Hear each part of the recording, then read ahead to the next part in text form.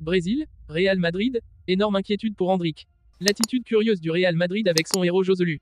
Real Madrid, Güler fait mieux que Mbappé et Kane. Première Ligue, Phil Foden élu meilleur joueur de l'année 2024 par les journalistes anglais. Avant de commencer, si c'est la première fois que tu passes ici, je t'invite donc à t'abonner, c'est gratuit, ça prend 2 secondes et ça fait plaisir.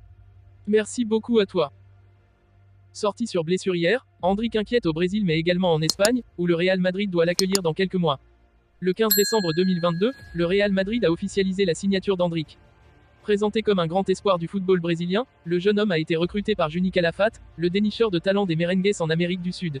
Pour doubler et battre la concurrence, les pensionnaires du stade Santiago Bernabéu ont mis plus de 70 millions d'euros sur la table, bonus compris. Mais le footballeur auriverde, encore mineur, est resté à Palmeiras. Il rejoindra les pensionnaires du stade Santiago Bernabéu une fois majeur, soit le 21 juillet prochain. Une blessure préoccupante. En attendant, le natif de Brasilia a déjà fait quelques excursions à Madrid, où il a pu visiter le centre d'entraînement de Valdebebas, assister à une rencontre au stade ou encore faire connaissance avec Carlo Ancelotti et ses futurs coéquipiers. Un avant-goût de ce qu'il va vivre dans quelques mois. En attendant, Endrick continue de faire des merveilles à Palmeiras, où il a marqué 2 buts et délivré une passe décisive en 10 rencontres toutes compétitions confondues, hors championnat paulista. Sa dernière apparition a d'ailleurs eu lieu hier soir en Copa Libertadores face à l'Independiente del Valle. Si son équipe s'est imposée 2-1, le joueur de 17 ans a dû quitter le terrain à l'heure de jeu. Touché à la jambe droite, visiblement à la cuisse, il est sorti en pleurs et sur une civière. Puis, il s'est assis sur le banc quelques minutes après, lui qui avait une poche de glace sur la jambe. Mais son visage fermé traduisait son inquiétude. Il faut dire qu'une longue absence pourrait chambouler ses plans initiaux, puisqu'il devait encore jouer 3 voire 4 rencontres avec Palmeiras avant de rejoindre le Brésil pour entamer la préparation pour la prochaine Copa América avec le Brésil.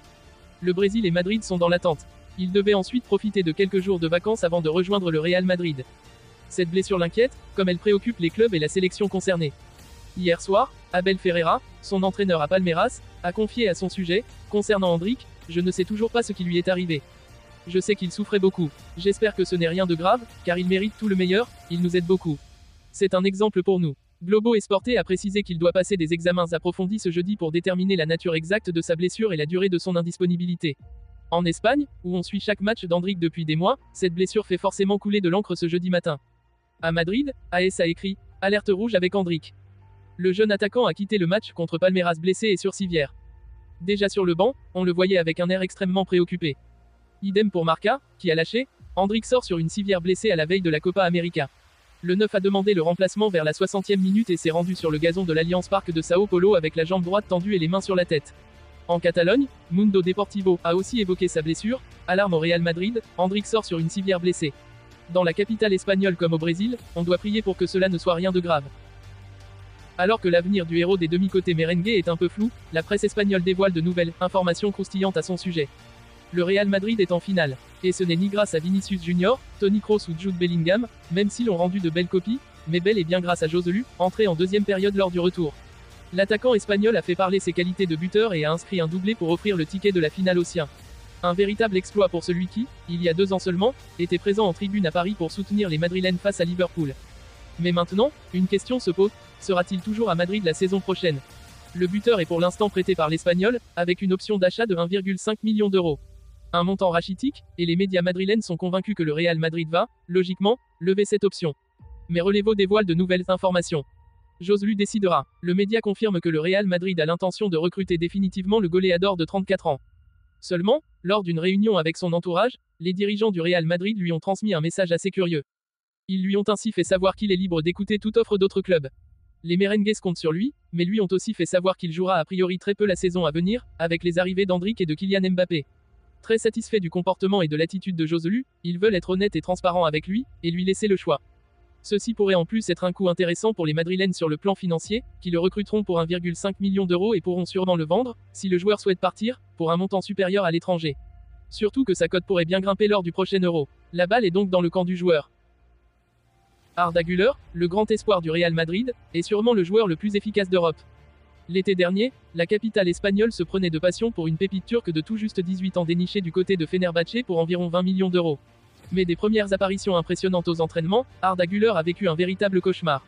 Un enchaînement de blessures l'ayant éloigné des terrains pour de nombreux mois. Mais de retour pour cette fin de saison avec la Maison Blanche, il a commencé à montrer toute l'étendue de son talent avec les Merengues. Güler, une vraie gâchette.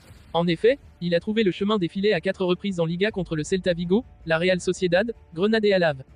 Le tout en 283 minutes de jeu. De quoi faire de lui le joueur avec le meilleur ratio but-minute en Europe, avec au moins 3 buts. Il marque en moyenne un but toutes les 70 minutes. De quoi faire mieux que Kylian Mbappé, un but toutes les 79,9 minutes, mais avec 27 buts, et Harry Kane, un but toutes les 78,9 minutes, mais avec 36 buts. Une belle statistique qui doit cependant être pondérée avec le faible nombre de buts inscrits par le Turc vis-à-vis de ses rivaux.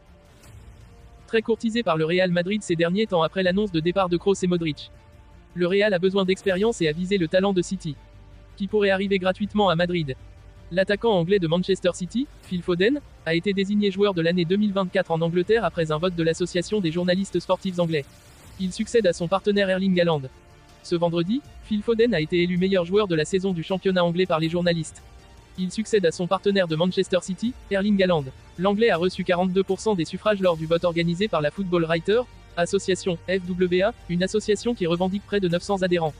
Foden devance Declan Rice, milieu d'Arsenal, et Rodri qui joue avec lui à Manchester City. Martin Odegaard, Ollie Watkins et Cole Palmer arrivent derrière. L'attaquant de Manchester City, Khadija Shaw, a pris la lumière durant la saison 2023 à 2024 notamment lorsque Kevin De Bruyne, le maître à jouer de City, était bloqué à l'infirmerie. Il réalise son meilleur exercice d'un point de vue statistique, autant en Première Ligue, 16 buts et 7 passes décisives, qu'en Ligue des Champions, 5 buts et 3 assists. Khadija Shaw, récompensée chez les femmes. Chez les femmes, le titre de Footballer of the Year a été décerné à l'attaquante jamaïcaine Khadija Shaw, de loin la meilleure buteuse de la saison en cours avec 21 réalisations. Âgée de 27 ans, l'ancienne bordelaise succède à Sam Kerr et devance Lauren James, autre joueuse de Chelsea. Ses coéquipières à Manchester City, la défenseuse Alex Greenwood et la milieu Yui Hasegawa, se classent 3e et 4e.